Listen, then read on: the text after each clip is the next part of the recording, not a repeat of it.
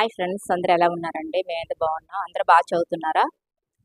ఈరోజు టాపిక్ ఏంటంటే English grammar అండి. అదే కంటెంట్కి సంబంధించి చాలా ఇంపార్టెంట్. మనకి టెట్లో కానీ డిఎస్సిలో కానీ రావడం జరుగుతుంది. దీనికి ముందు వీడియో 1 చేశాను అండి ఇంగ్లీష్కి సంబంధించి. ఈరోజు వీడియో 2 చేస్తున్నాను. దీనికి ముందు టెట్కి డిఎస్సికి సంబంధించిన psychology, perspective education, Telugu content, తర్వాత సైన్స్ కంటెంట్, సోషల్ కంటెంట్ అన్నీ కూడా చేశానండి. మెథడాలజీ కూడా చేశాను. డిస్క్రిప్షన్లో పెడతాను కొన్ని. ఒకసారి మా ఛానల్ చెక్ చేయండి. చెక్ చేస్తే మీకు నచ్చితే మాత్రం మా ఛానల్ సబ్స్క్రైబ్ చేయండి, లైక్ చేయండి, షేర్ చేయండి ఫ్రెండ్స్. చాలా ఇంపార్టెంట్ బిట్స్ నేను అన్ని ఇంపార్టెంట్ మాత్రమే చెప్పడం జరుగుతుంది. మీకు టెట్లో కానీ డిఎస్సిలో కానీ ఖచ్చితంగా వస్తాయండి బిట్స్. వీడియో మాత్రం స్కిప్ చేయకుండా చూడండి. మా ఛానల్ మాత్రం సబ్స్క్రైబ్ చేయండి ఫ్రెండ్స్. మీ ఫ్రెండ్స్ కూడా షేర్ చేయండి. షేర్ చేస్తే మీరు డిస్కస్ చేసుకోవడానికి బాగుంటుందండి.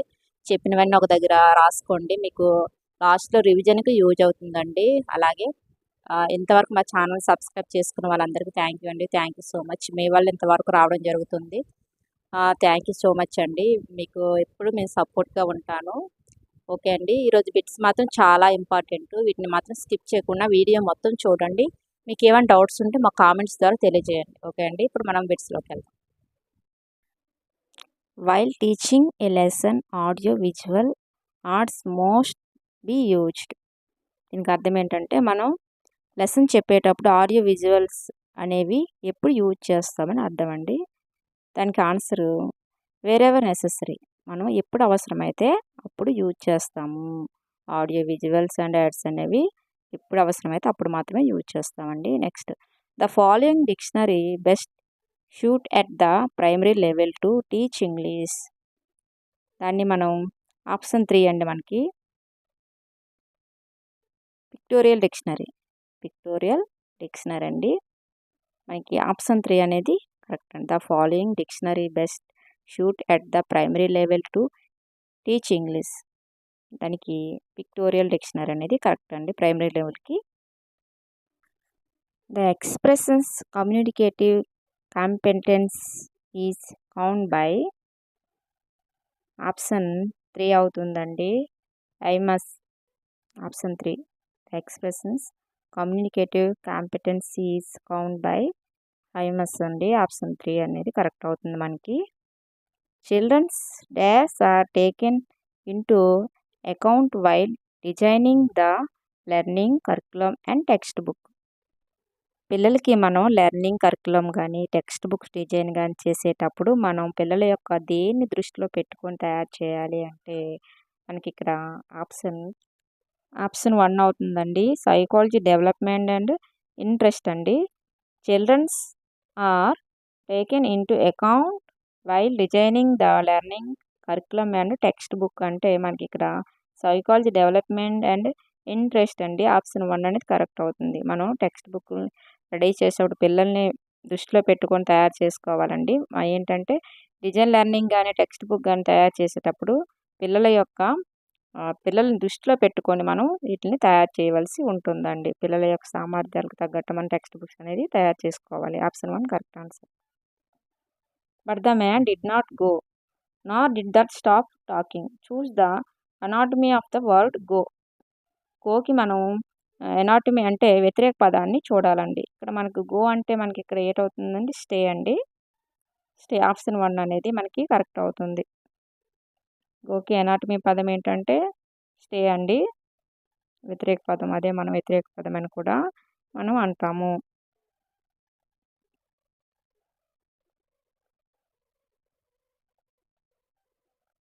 He told me that he knocked loudly on Mr. Nath's door that evening. Choose the synonym of the word knocked. ఇక్కడ మనం వాళ్ళ డోర్ గట్టిగా లాక్ చేశారు. ఎవరి డోర్ అంటే మిస్టర్ నాక్స్ డోర్ ఈ ఈవినింగ్ అని చెప్పాడు. ఇప్పుడు మనం నాక్ సంబంధించి సినామీ చూడాలి. నాక్డ్ అంటే గట్టిగా కొట్టడం. దీనికి సినామీ ఏంటి? ఆప్షన్ 3 అండి. ఆప్షన్ 3 అండి బ్యాంగ్డ్. నాకుడి సినామీ ఏంటంటే బ్యాంగ్డ్ అండి. He told me that he knocked loudly on mister Nath's door that evening. దానికి నాకుడికి సినామీ ఏంటంటే బ్యాంగ్డ్ అండి. Option 3 right answer. Choose the correctly spelt word. Choose the correctly spelt word అండి. మనకి ఆప్షన్ 2 అవుతుందండి. ఏరోనాటికల్. ఇక్కడ కరెక్ట్ స్పెల్లింగ్ అనేది మనం ఇక్కడ చూడాలి. చూస్ ద కరెక్ట్లీ స్పెల్ట్ వర్డ్ అంటే ఏరోనాటికల్ అండి. ఆప్షన్ 2 కరెక్ట్ అండి. స్పెల్లింగ్ కూడా మనకి ఇక్కడ. The type of disease which is spread by direct contact. Choose the one word substitutes for the expressions above. ఇక్కడ వన్ మోర్ సబ్స్టిట్యూషన్కి సెంటెన్స్ ఇచ్చారండి. అదేంటంటే the type of disease which is spread by direct contact. దానికి మనం ఇక్కడ ఏంటంటే మనకి ఇక్కడ correct answer option 4 అండి. కాంటిక్యూస్ అవుతుందండి. Next, nobody days come for the party at we are still waiting. ఇక్కడ మనకి choose the correct verb that first the blank అన్నారండి. Fit the blank. మనకి ఇక్కడ ఆప్షన్ 3 అవుతుందండి. హ్యాజ్. ఆప్షన్ 3 అనేది రైట్. ఇక్కడ నోబడి అంటే ఎవరూ రాలేదు అని అర్థం అండి. అంటే ఇంకా ఈ పార్టీకి ఎవరూ రాలేదు, అందుకనే మేము వెయిట్ చేస్తున్నామని ఉంది. ఇక్కడ కరెక్ట్ వెర్బ్ ఫామ్ ఏంటంటే హ్యాజ్ అండి. అందుకే మనకి ఇక్కడ హ్యాజ్ అనేది కరెక్ట్.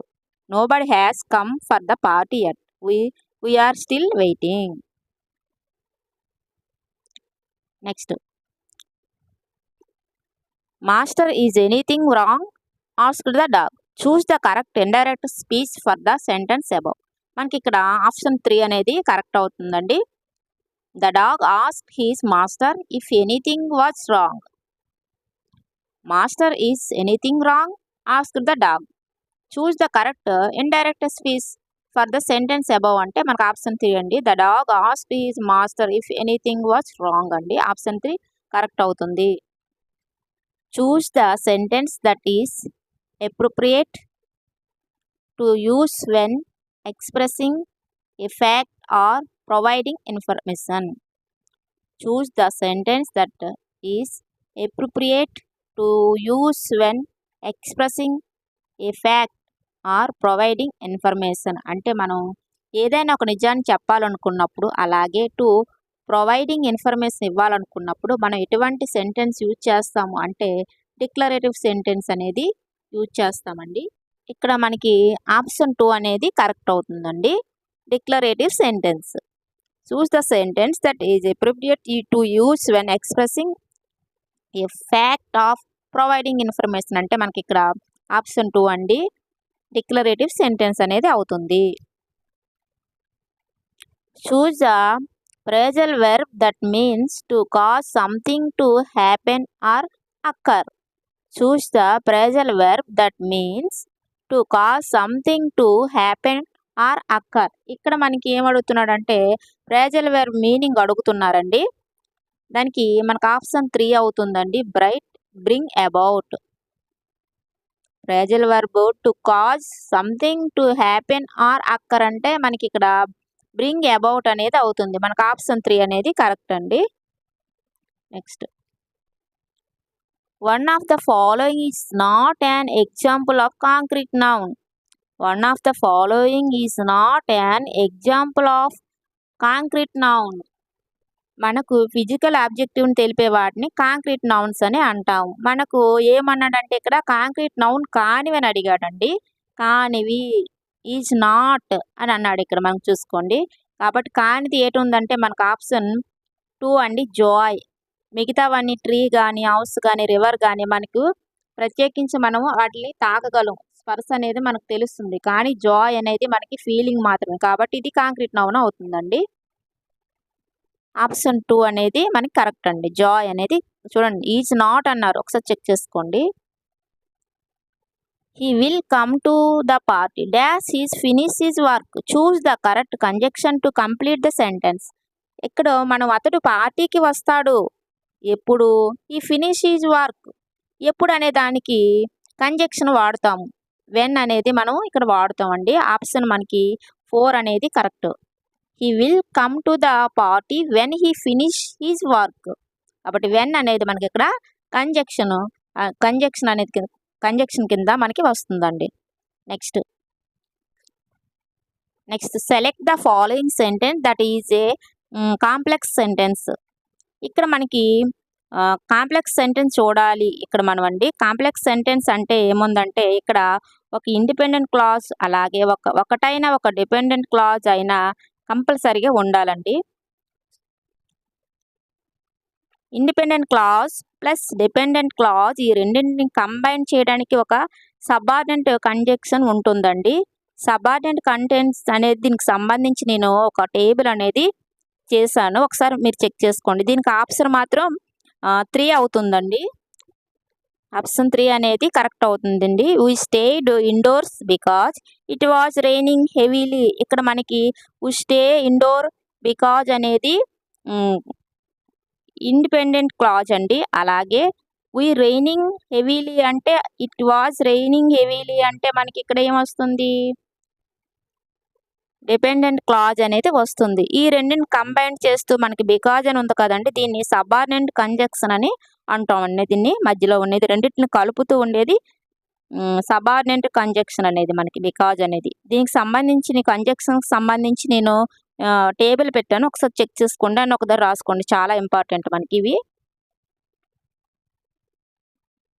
చూడండి సబార్డినేట్ కంజంక్షన్స్ చూసుకోండి. After, once, until, all through, provide that, when, has, rather than, wherever, because, sign, where, before, show that, whereas, even if, then, wherever, even though, that, whether, if, through, while, in order that, unless, why.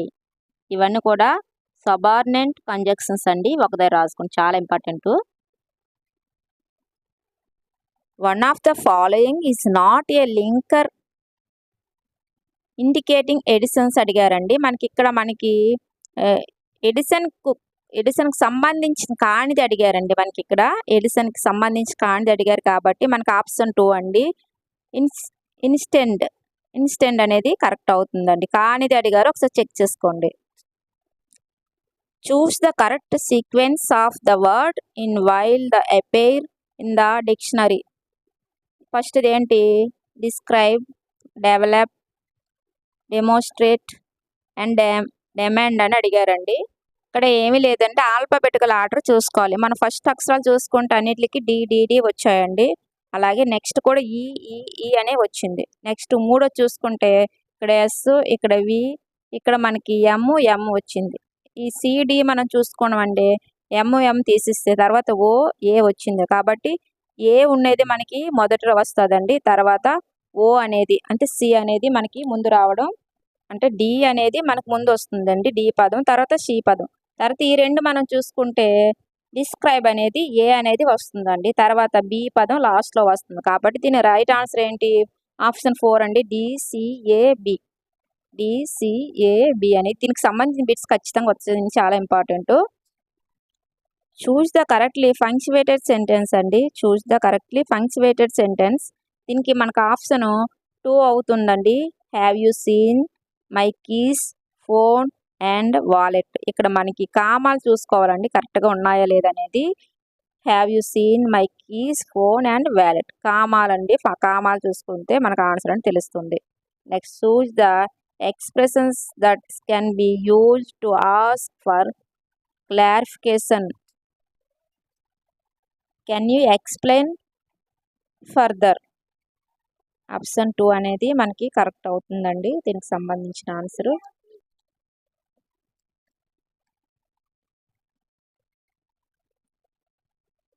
Choose the grammatically correct sentence from the following. మనకి ఇక్కడ ఇలాంటివి ఎలా ఉంటాయంటే మనం చదివేటప్పుడే correct sentence కాదా అనేది ఈజీగా మనం ఫైండ్ అవుట్ చేయాలండి. ఇక్కడ మనకి ఆప్షన్ 3 అండి correct answer. Let the boy go. Let the boy go అండి. Option 3 correct answer. Choose the option that correctly describes how the present continuous tense is formed. Present continuous tense form అవ్వాలంటే మనకు formula తెలిసి ఉండాలండి. మనకు verb అనేది ఇంగ్ ఫామ్లో ఉంటుంది. అలాగే యాక్సిలరీ వెర్బ్ అనేది కూడా ఉంటుందండి. యాక్సిలరీ వెర్బ్స్ అంటే ఏమి కాదండి, is, యాము, are అనేవండి.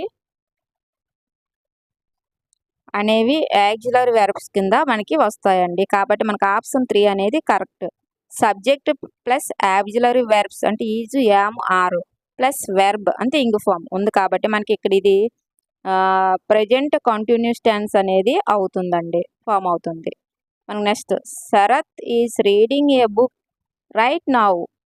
Book right now ఇతను the above sentence is an, ఇక్కడ ఏంటంటే ప్రస్తుతం అతను బుక్ చదువుతున్నాడు, ప్రస్తుతం అంటే ప్రెజెంట్ కాబట్టి మనకి ఇక్కడ ఆప్షన్ 3 అనేది కరెక్ట్ అండి. ద ప్రెజెంట్ కంటిన్యూస్ టెన్స్ అండి, ద ప్రెజెంట్ కంటిన్యూస్ టెన్స్ అనేది కరెక్ట్ అవుతుంది. ప్రస్తుతం చదువుతున్నాడు కాబట్టి ఇక్కడ ఈజ్ రెడీ అనేది ప్రెజెంట్ కంటిన్యూస్ టెన్స్ అనేది అవుతుందండి. ప్రెజెంట్ కంటిన్యూస్, ఈజ్ రీడింగ్, ఇవేనండి బిట్స్. టెట్ టు డిఎస్కి సంబంధించిన బిట్స్ చాలా ఇంపార్టెంట్ బిట్స్ అండి. దీనికి ముందు ఇంగ్లీష్ చేశానండి వీడియో 1, అలాగే ఇది వీడియో 2. మీకు నచ్చితే లైక్ చేయండి, షేర్ చేయండి, సబ్స్క్రైబ్ చేయండి ఫ్రెండ్స్.